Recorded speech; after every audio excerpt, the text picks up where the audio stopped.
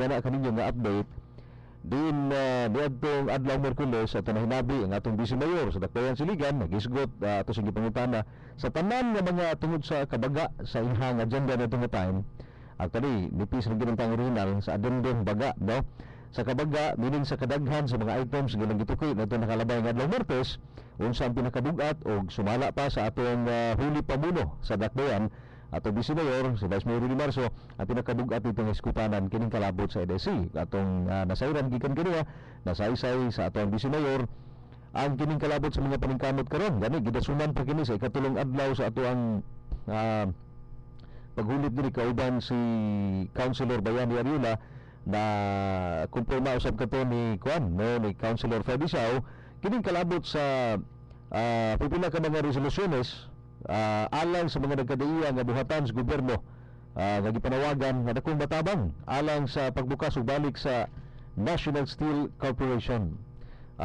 Katong una ang pag-reiterate sa hangyo ngadto kang Mayor Celso Roncia nga manduan ang City Legal Office nga tun-an no ang pag-clear o pag-lift sa stay order sa Securities and Exchange Commission kalabot sa NLC kining pagkolekta sa buwis no delinquent real property tax then among stay order niadto pang November 30, 2006 ug hangtod karon panahon na wa pay update kumusta na ba ni nagpadayon pa ba nga dinay gahom kining stay order o ginani na lang ba ang sitwasyon wala na nahimo ang syudad nga pagkolekta sa mga delinquenting buwis gikan sa maong planta and doon na po ito ipinungod gipa dangat nga resolusyon no gipanday nga resolusyon aron ipadangat kadto kay Presidente Benigno Senior Aquino III aron mo intervene na isip pamuno nasud mo intervene na aron pagpabalik sa operasyon sa National Steel Corporation.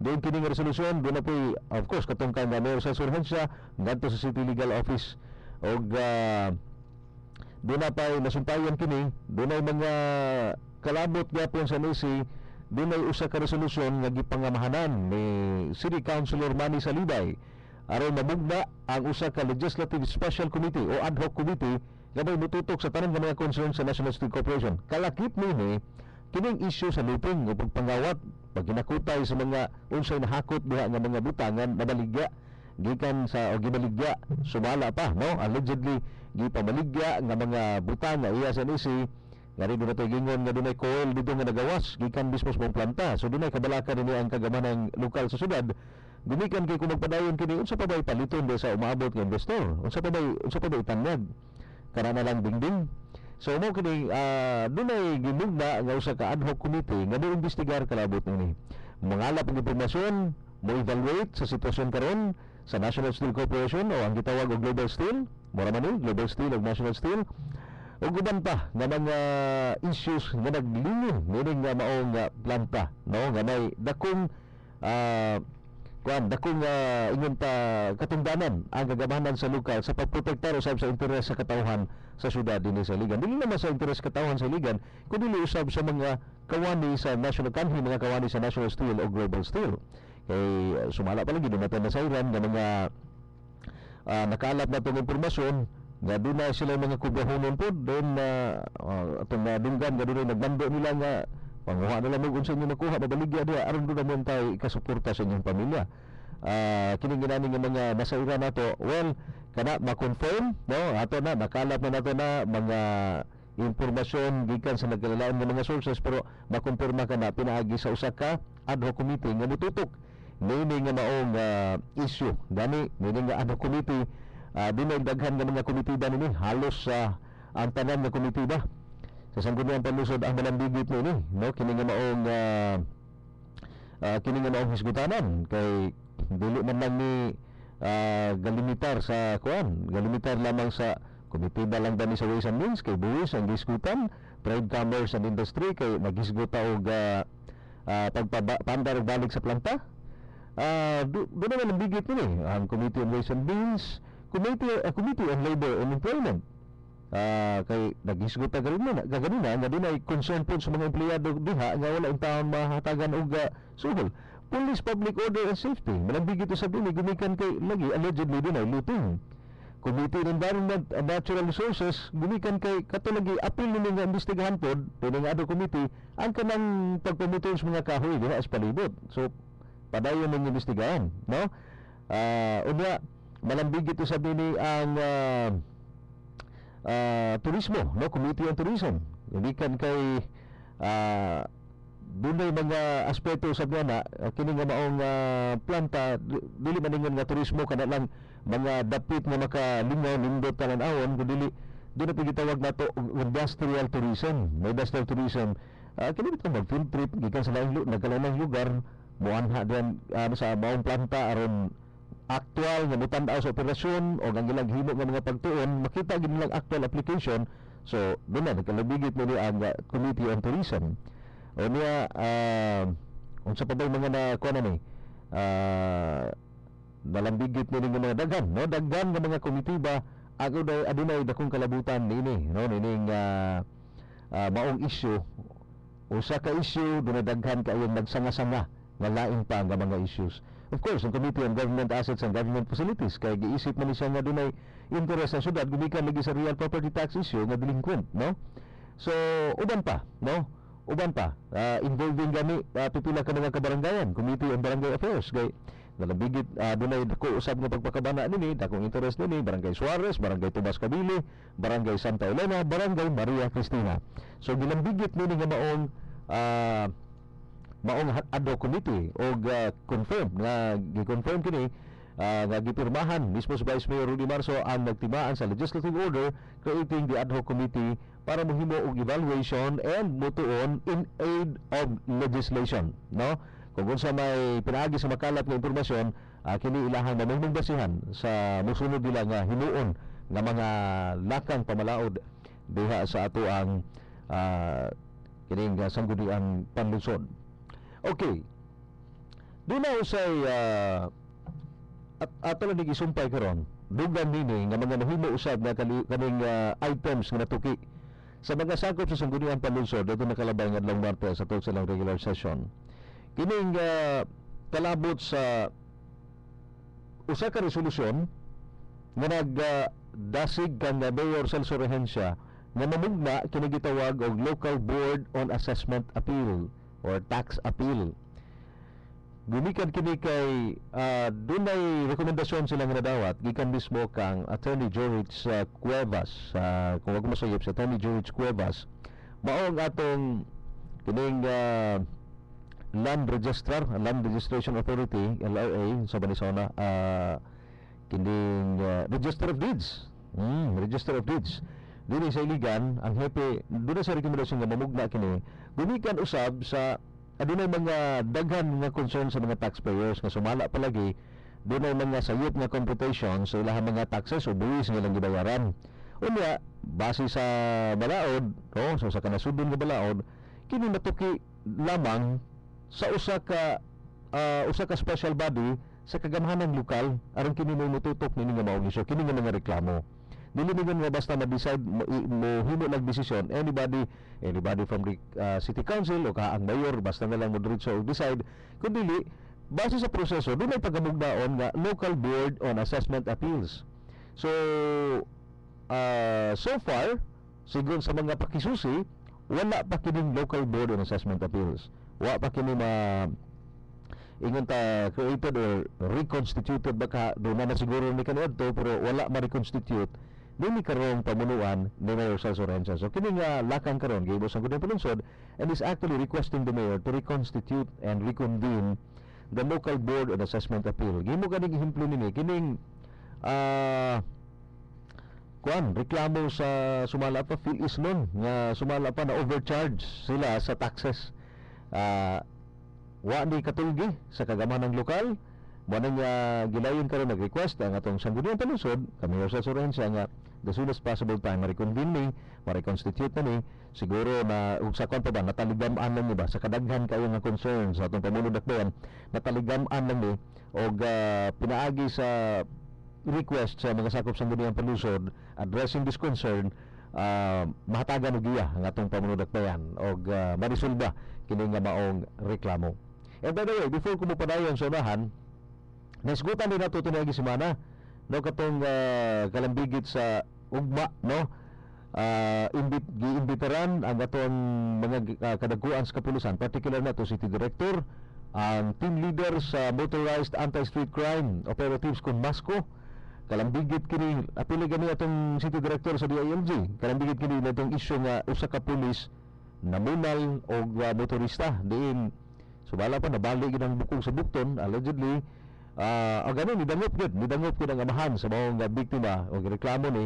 So doon na himuon usab nga inquiry, no, kini ato na paklaro inquiry ang ato mga sakop sa sangguniang panlusod aron makita gid mahatagan og katun-awan kalabot sa mga issue in aid of legislation aron mapaklaro usab unsa ni polisiya sa atong kapulisan, unsay polisiya sa atong kapulisan kalabot nining pagpatuman sa balaod trapiko diha sa kadalanan, no. So siguro po din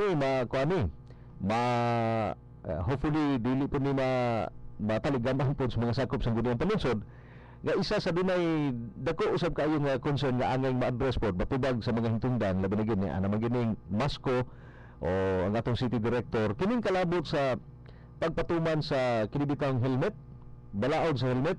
Gumikan kay kita personally gani giulan po tag mga text messages, giulan po tag mga tawag usab kay klaro nini, no. Isip na ata dinhi sa magtingog ta dinhi sa radyo dunay daghan nga nangutana na di na tay access sa mga hintungdan. I guess I think this is mahimo na ning usa ka oportunidad nga mapangutana sa ato mga sakop sa sangguniang panlusod ang mga hintungdan nga opisyal gumikan kay dunay kalibog nini. Niadtong aging tuig dunay usa ka ordinansa sa syudad nga gipasar diin ang mga ordinansa nag-awhan sa mga hintungdan nga mga ahensya, Land Transportation Office, Philippine National Police pinaagi sa Traffic Division, Iligan City Traffic Management Office nga ipatuman ang kining sistema nga didan ang mga motorista nga magsuot og helmet within city limits. Ngayon tag city limits siguro buruon to Dalipuga and other basta naa din sa dakbayan sa Iligan galing lang din ay kondisyon. Doon na po'y gawas nga din within city limits dili pa sutog ng helmet. Doon na po'y limitasyon, doon na speed limit kumbaga, no? Doon na speed limit. So kini doon ay nakakreate ng kalibog sa mga nakakreate kini og kalibog sa mga motorista gumikan kay pagkadungog nila nini dili sila magsuot og helmet dinhi sa trabahin. Dakpon kay malagi violation wala magsuot og helmet. Usa man ka nasunod nga balaod ng helmet asa na mo prevail. Well, ato kita mo interpret ni personal na tong interpretation mo prevail gid ang national law. Pero nganong napatuman man ang pangutana ni nganong napatuman man sa uban nga mga lugar. Okay. Wala na. Okay, so napatuman ni sa ubang lugar gani na confirm na to dunay isa na to higala lagi gatong mobiyahe sa padung gato sa Lanao del Norte nga lagi iyang naa sa iyang mindset nakapalit sa motorsiklo na iyang mindset biyahe layo mag-helmet for safety pero pag-abot nila dress linamon unahan lang gamay sa sitrubahan sila linamon gipara nga na ipatangtang ang helmet kay ngano sa lalawigan sumala pa lalawigan sa Lanao del Norte gidili ang pagsuot og helmet, no? Dito mga motorista. Di na pa uban nga mga lugar nga ginili ng helmet nga nakakreate ng kalibog. So I think this will also be an opportunity nga mapangutana ang mga hingtungdan nga mga ahensya kalabot nini. Okay. So balik ta sa uban nga wala to mahisguti, no? Wala na to mahisguti. Ano na kadtoy resolusyon sa nakalabang adlawng Martes nga nag-request, no? Sa atong pamuno dakbayan City Mayor Celso Gomera Rehencia sa pag-reopen, no, buksan pagbalik ang katong isyu nga daw sa daghan magoy nangutana nga normal malimta na lang katong itong isyu nga giduso sa usa ka kanhi security officer diha sa buhatan sa mayor nga si Marvy Dale Wheeler on the alleged anomalies, no, kining gialigar sumala pa nga mga anomalya sa pag-procure og mga supplies diha sa Gregorio Tillage Memorial Hospital. Gani din natangtang gani ang taon sa iyahang serbisyo. Gumikan kay ditugan siya nga dunay actually mingon tangan nitugan siya nga doon na siya nakita nga mga supplies diha sa stock room sa City Hospital nga nga lata na lang, doon na nang-expire na lang, mingon nga walay tambal. Human ka to niya na report, nasayra na to nga 2 days after siya na-report, wa na po siya report.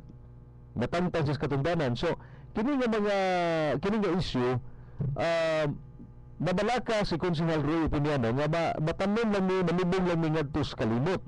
Kaya daw sa murag nawala naman. So, nanawagan siya, naghanyo siya kang Mayor Sansorencia, labi gid kay naglambigit man sa issue sa executive o sa bid sa awards committee nga usa ka special body nga gi-create usab ni Mayor Sansorencia nga mapadayon kini nga maong investigasyon. Mapadayon og mahatagan gid og unsa may resulta sa investigasyon. Kung di na magaling na himong investigasyon, hain naman ang resulta sa maong investigasyon. So, usa sad ni sa mahimong lakang sa Sangguniang Palusod dito nakalabay nga adlaw Martes sa miaging semana no sa ilahang regular session regular session na pud ba og mga adlaw og dili pa usa ka resolusyon kini gipangamanan ni City Councilor Ariel Anghay, Chairman sa Committee on Housing and Resettlement. Ang iyang resolusyon simply apan siguro daghan ang mangutana nini. Usa ka resolusyon nga nangumusta hay naman kumusta naman ang 217 million pesos na Core Shelter Assistance Fund, yung CSA Fund, gikan sa Department of Social Welfare and Development. Katong pundo nga isip ayuda pabalay ngadto sa mga sandong survivors. Kay kung ato kanunduman at paligani gi-text nato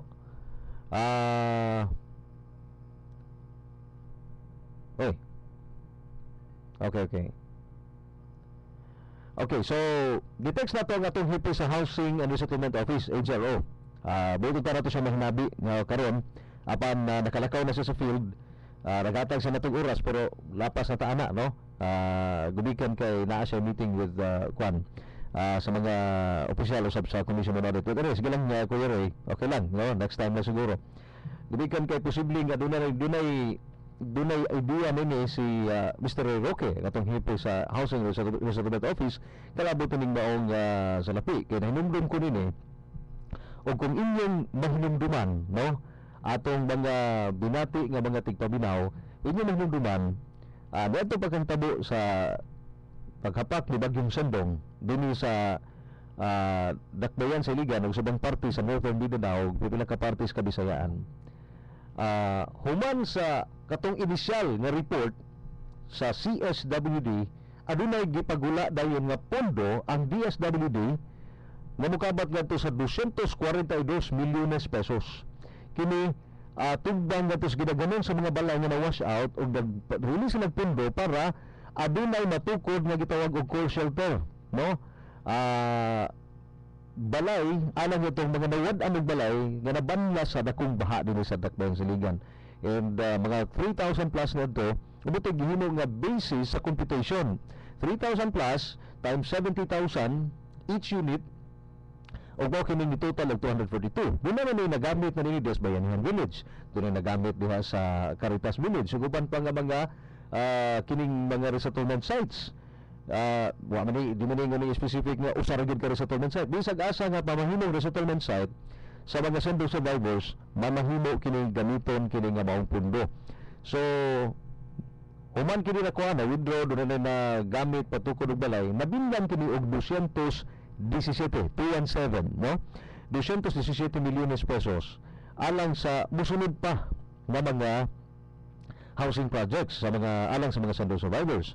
Well, giangkon o gibutyag sa mga opisyal sa atong syudad ang previous o karon ang atong incumbent nga mga officials nga problema gyud sa atong Dakbayan sa Iligan ang available nga resettlement site diin pagatukuron kining maong mga panimalay. Dinadaghan mga ga-identify gani tungod kay core shelter assistance man dunay problema kung doon na ba'y kwarta sa syudad nga doon na ba'y, number one, doon na ba'y available nga yuta nga iyan ang daan sa syudad, dili na mo palit og luna.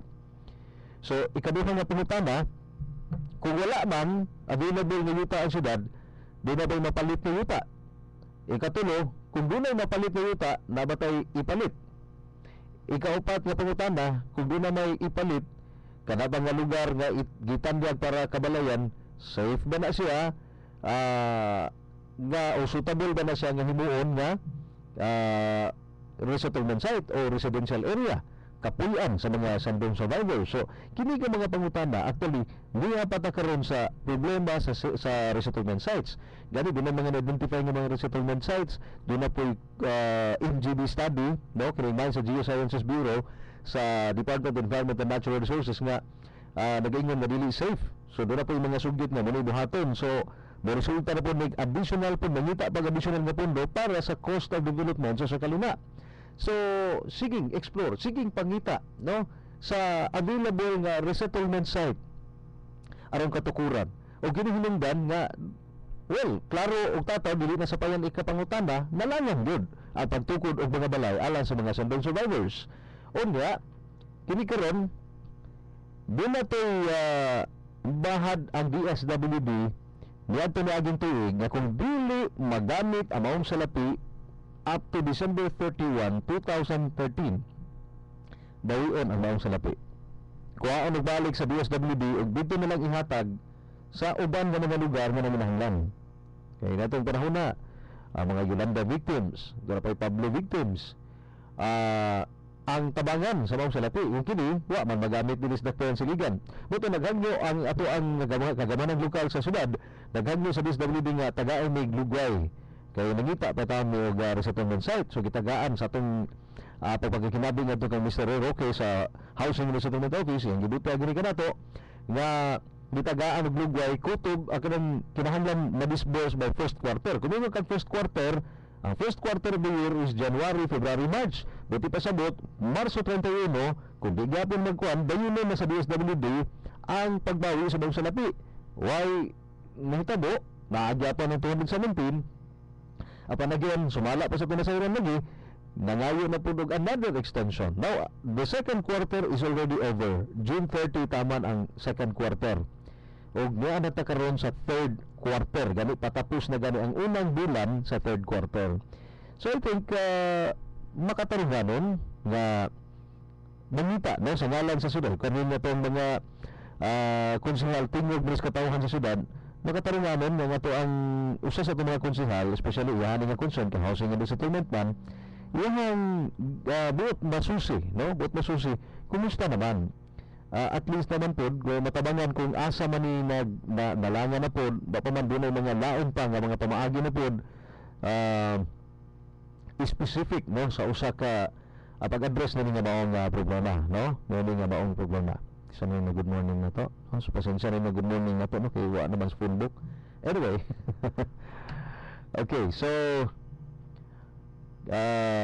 money usa sa mga aksyon, legislative action kalabot sa isyu sa pagpabalay ngadto sa mga sandong survivors. So doon na patoy isa ka lakang kagasulor ang hagyapon ang pagsupak sa Power Sales Agreement tali sa Iligan Light and Power Incorporated ug sa Mapalad Energy Generation Corporation. At ano di pa klaro kining big dili ni Mapalad Power Corporation, lahi ni siya. Mao kini siya ang lahi ni nga planta din sumala pa sa ato mga sources nga this is the sister company of ILPI Rapod. Pero sister company but not entirely owned by Iligan Light. Dili nga tanan gid nga stocks iya sa Iligan Light. So doon na sa Power Sales Agreement dinay kasabutan nga mo kinunay mo supply sa deficiency kulang pa gyud nga 12 megawatts kay lagi ang Iligan na kinahanglan og 37 megawatts aron na tayo rotating brownout. O niya ang gihatag sa National Power Corporation pinagi sa PISAM 15, no, 15 megawatts. So short tag 22. Kanang 22 ang GIS ana gitubag, no, ang 10 megawatts gitubag sa Mapalad Power Corporation, ang kanhing Iligan Diesel Power Plant. O ang doon na pa nahibiling nga 12, kining 12 mo na'y gustong tubagon sa MEGC, Mapalad Energy Generation Corporation.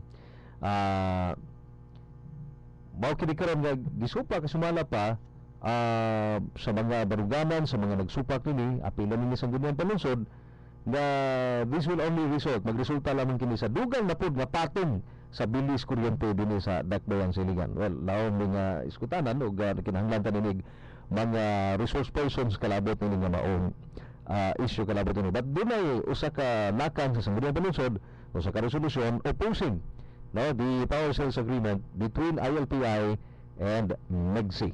Okay, so dunay usa sa mga nahinuusab nga mga lakang og dunay usa ka resolusyon nga gipangamanan si actually nabalita naman ni dinhi ato na ning balikon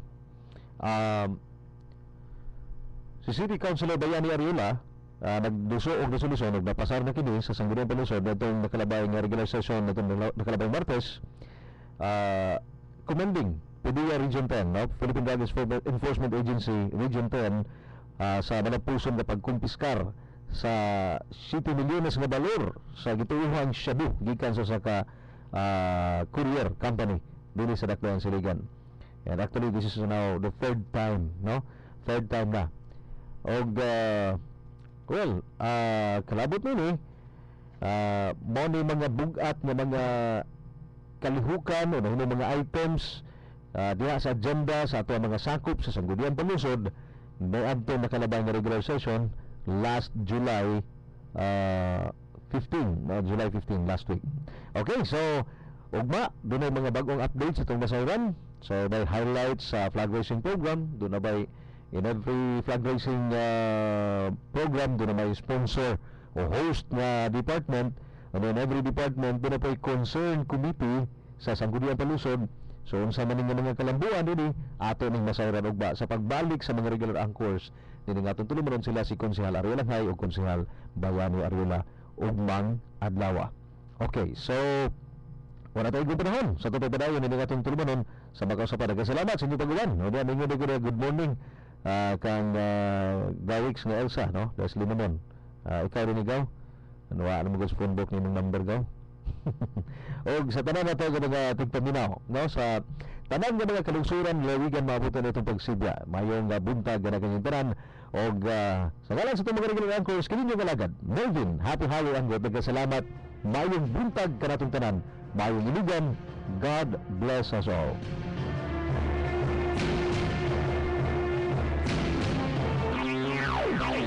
Inadumati ang usa ka binayran nga programa. Ang mga pulong o gunahuna ay giluwatan sa nagdumala, iyan lamang o walay labot ang mga kawani